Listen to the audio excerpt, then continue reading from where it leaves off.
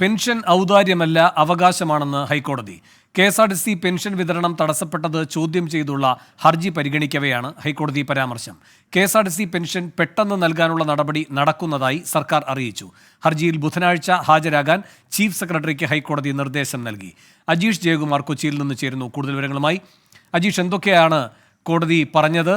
Chief സെക്രട്ടറിയോട് ഹാജരാകാൻ പറഞ്ഞിരിക്കുന്നത് ഗൗരവതരമായ ഇടപെടലല്ലേ? തീർച്ചയായും ഈ ഡിസംബർ, ജനുവരി, ഫെബ്രുവരി മാസത്തെ KSRTC പെൻഷൻ വിതരണം തടസ്സപ്പെട്ടത് ചോദ്യം ചെയ്താണ് KSRTC പെൻഷനേഴ്സ് ഫെഡറേഷൻ ഹൈക്കോടതിയിൽ കോടതിയലക്ഷ്യ ഹർജി ഫയൽ ചെയ്തത്. എല്ലാ മാസവും 10-ാം തീയതിക്ക് മുന്നോടിയായി KSRTC പെൻഷൻകാരുടെ പെൻഷൻ വിതരണം ചെയ്യണമെന്നായിരുന്നു മുമ്പുള്ള ഹൈക്കോടതി ഉത്തരവ്.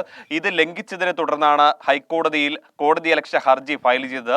ഈ ഹർജി പരിഗണിക്കുമ്പോൾ ജസ്റ്റിസ് ദേവൻ രാജേന്ദ്രൻ അധ്യക്ഷനായ ബെഞ്ചാണ് സർക്കാരിനോട് ചോദിച്ചത് ഇതെന്തുകൊണ്ടാണ് തടസ്സപ്പെട്ടത്. എന്നാൽ സർക്കാർ മറുപടി നൽകിയത് ഈ പെൻഷൻകാരുടെ പെൻഷൻ എത്രയും വേഗം വിതരണം ചെയ്യാനുള്ള നടപടികൾ നടന്നു വരികയാണ്. എന്നാൽ ഹൈക്കോടതി തിരിച്ചു ചോദിച്ചത് ഇത് നിങ്ങളുടെ ഔദാര്യമല്ല, പെൻഷൻകാരുടെ അവകാശമാണ് എന്നാണ്.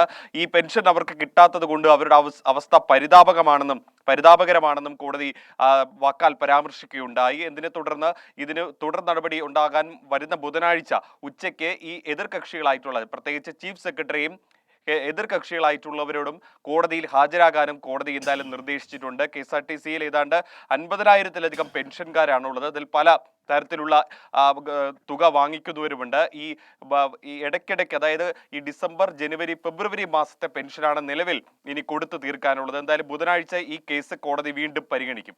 അജീഷ് ജയകുമാറാണ് കൊച്ചിയിൽ നിന്ന് വിവരങ്ങൾ നൽകിയത്.